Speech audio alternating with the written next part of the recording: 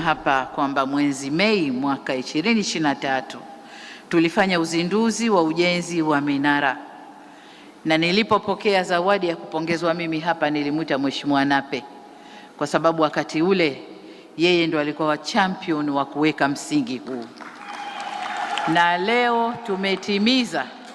Nimemuona mwanangu Nape akicheza kwa fahari kubwa hapa akisema yes I did it. Limetimia lile nililoliasisi. Hongera sana. Pamoja na wizara hongereni, na mheshimiwa hongera sana. Kukamilika kwa ujenzi wa minara 758 tunayoizindua leo kunaongeza upatikanaji wa huduma za mawasiliano kwa wananchi zaidi ya milioni 8.5 hususan katika maeneo ya vijijini na mipakani, na hivyo kuimarisha zaidi ushiriki wa wananchi katika uchumi wa kidigitali na maendeleo ya taifa letu kwa ujumla. Katika maeneo ya mbali na mipakani, wananchi walilazimika kutumia mitandao ya simu ya nchi jirani.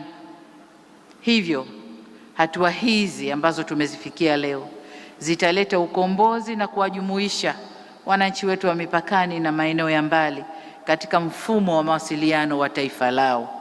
Huo ni ukombozi mkubwa kwetu. Vinginevyo wangekuwa naamini na kusikia ya nchi jirani lakini sio ya kwao. Kwa hiyo huu ni ukombozi mkubwa kwetu.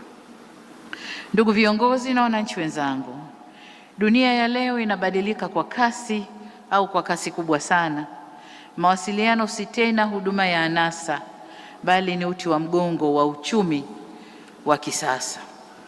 Zamani nyumba ikiwa na simu, wote mtaani tunategemea nyumba hiyo moja, na wote tunawasifu kwamba yule kwao kuna simu. Lakini sasa kila nyumba kuna simu, na simu si tena jambo la anasa, lakini ni jambo la lazima kwa uchumi wa kisasa. Vile vile mawasiliano haya ni daraja la fursa kwa wote na nyenzo muhimu ya uwekezaji, ajira na ustawi wa wananchi.